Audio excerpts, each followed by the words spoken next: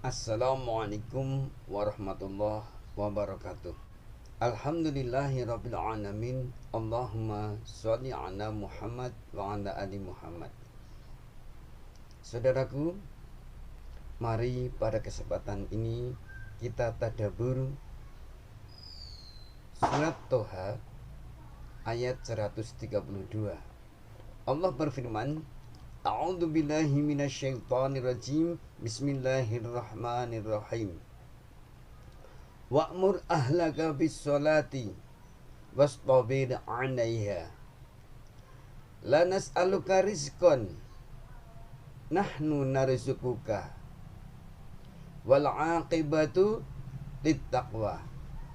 Ajarkanlah kepada keluargamu menjalankan nilai-nilai sholat, menegakkan sholat, melaksanakan sholat, dan bersabarlah kamu di dalam menjalaninya. Kami Allah tidak meminta rezeki kepada kalian, tapi kamilah Allah yang memberi rezeki kepada kalian. Dan akibat hasil positif adalah bagi orang-orang yang takwa. Saudaraku, ada beberapa pesan Allah dalam surat Toha ayat 132. Yang pertama, wa'mur ahlaka bis sholati. Ajarkanlah keluargamu untuk menunaikan sholat. Dari ayat ini, maka secara moral suami harus mengajarkan sholat kepada istri tercinta.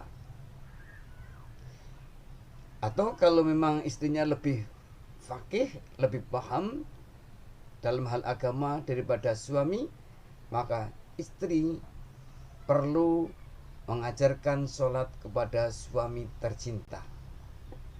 Wa'mur ahlaka bisolati menimbulkan motivasi, bahkan kewajiban ayah, ibu harus mengajarkan sholat kepada anak-anak tercinta, kepada keturunannya tercinta.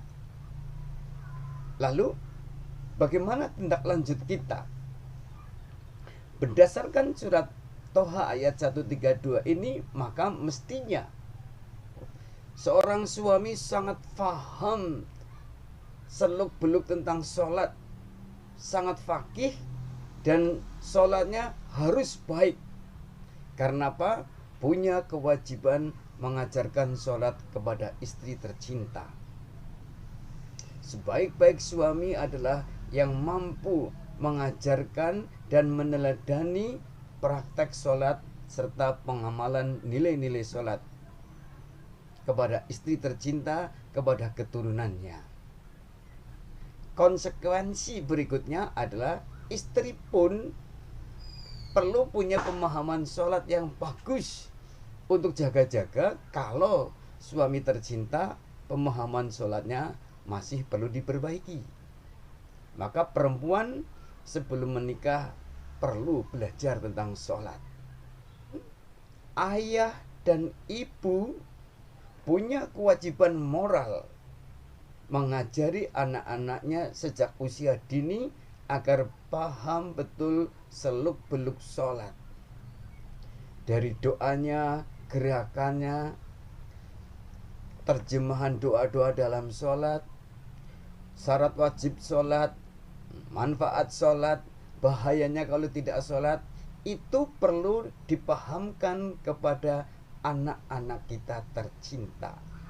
Jika ayah, ibu, suami, istri, dan anak-anak semuanya paham tentang sholat dan mampu menunaikan nilai-nilai sholat dengan benar, insya Allah keluarga tersebut akan dirahmati dan diberkahi oleh Allah Subhanahu wa ta'ala. Saudaraku tercinta, nilai yang kedua pesan dari Allah adalah wastabir 'alaiha. Bersabarlah kita di dalam menjalani sholat, melaksanakan sholat, dan melaksanakan nilai-nilai sholat. Karena akan banyak hambatan, gangguan, mungkin cobaan, mungkin ujian. Misal ada gangguan nafsu, kita sholatnya kemerungsung, pengen cepat, sehingga sholat kita tidak tumak ninah. Mestinya sholat kita tumak ninah, doanya tartil, gerakan demi gerakannya teratur, antara rukun satu ke rukun yang lain ada jeda yang jelas, tidak tergesa-gesa. Jangan sampai dalam sholat kita pikirannya melayang, sehabis ini aku punya acara itu, waduh lagi sholat, ingat masakannya tadi belum dientas, bagaimana nanti kalau gosong. Nah, itu cobaan. Cobaan berikutnya mungkin akan sholat hujan lebat atau suasana yang sangat dingin, mau jamaah jadi aras-arasan, atau mau sholat qadarullah ikut rapat berjam-jam sampai masuk waktu sholat, pimpinan sidang belum memberi kesempatan untuk sholat. Ini cobaan. Bagaimana kita mensikapi, bagaimana sholat tepat waktu, tapi rapat juga selesai dengan baik. Nah, jauh hari Allah sudah mengingatkan wastabir 'alaiha. Bersabarlah agar tetap tegak, teguh, istiqomah, tumakninah di dalam menjalankan sholat tepat waktu.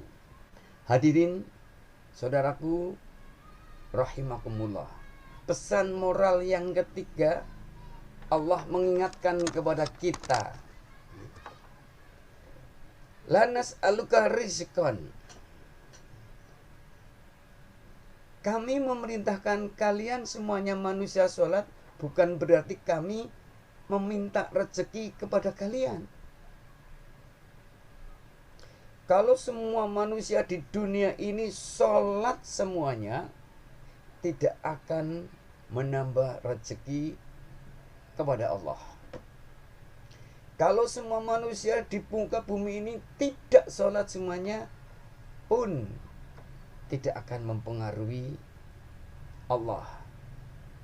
Karena Allah tidak meminta rezeki atas pelaksanaan sholat yang dijalani oleh manusia. Jangan kita berpikir bahwa sholat ini adalah untuk menyenangkan Allah.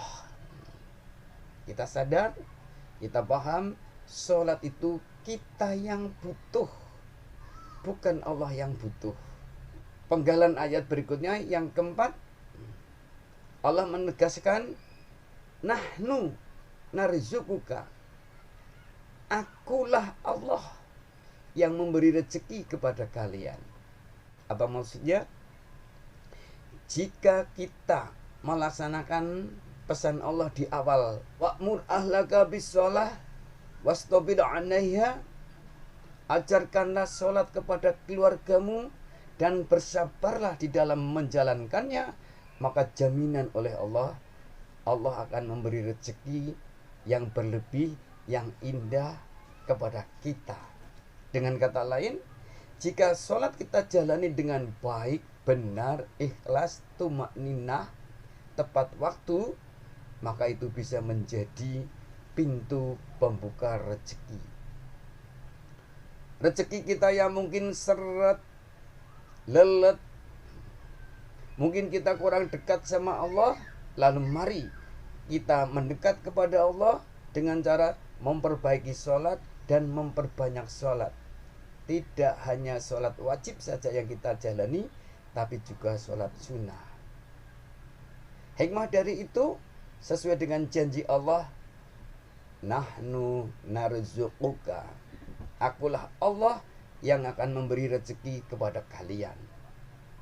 Mari sholat di samping untuk menambah cinta kita kepada Allah, menambah sempurnanya ibadah kita kepada Allah, juga menjadi peluang pembuka rezeki Allah kepada kita, agar lancar, cukup, berkah, nikmat, puas, bisa untuk bekal ibadah, bisa untuk bekal bersosialisasi, bisa untuk bekal pengembangan diri, sehingga kita sekeluarga menjadi keluarga yang sakinah, mawaddah, warohmah. Kemudian pesan Allah yang kelima adalah wal aqibatu littaqwa. Akibat yang baik, hasil yang baik adalah akan diraih, akan diberikan kepada orang yang takwa, yaitu orang yang mau menjalankan wa'mur ahlaka bisolah, mengajarkan sholat kepada keluarga, wastabir 'alaiha, yang sabar di dalam menegakkan sholat dan nilai-nilainya. Itu hasilnya akan baik, akan berpengaruh baik dalam kehidupan, akan berpengaruh baik dalam kematian kita. Yakinlah, karena Allah menjamin dengan firman-Nya wal aqibatu littaqwa. Hasil yang baik akan diraih oleh orang-orang yang takwa, yang manut sama Allah, tunduk patuh kepada Allah, antara lain paham surat Toha ayat 132 dan menindaklanjuti dengan benar, dengan ikhlas, dengan sempurna dan istiqomah. Demikian dapat kita simpulkan, saudaraku, siapapun kita wajib mengajarkan sholat kepada keluarga kita, saling mengingatkan kepada keluarga, ini sudah saatnya sholat, kalian semuanya sudah sholat apa belum, kalian di mana. Kemudian kita cek sholat keluarga kita sudah tertib apa belum, sudah sesuai dengan syariah apa belum, sudah tumakninah apa belum. Lebih dari itu, kita cek dan kita bantu agar seluruh anggota keluarga melaksanakan nilai-nilai sholat. Tidak hanya sholat jengkelat-jengkelit, tapi nilai-nilai yang ada di dalam sholat itu dapat kita jalani dengan sempurna. Itu hasil dari sholat. Semoga Allah memberikan taufik, rahmah, dan hidayah kepada kita sekeluarga, sehingga mampu melaksanakan surat Toha ayat 132. Dengan demikian, kita sekeluarga dan orang-orang yang bersama kita akan bahagia dunia akhirat, husnul khotimah, masuk surga tanpa hisab, terhindar dari segala musibah dan azab. Amin. Assalamualaikum warahmatullahi wabarakatuh.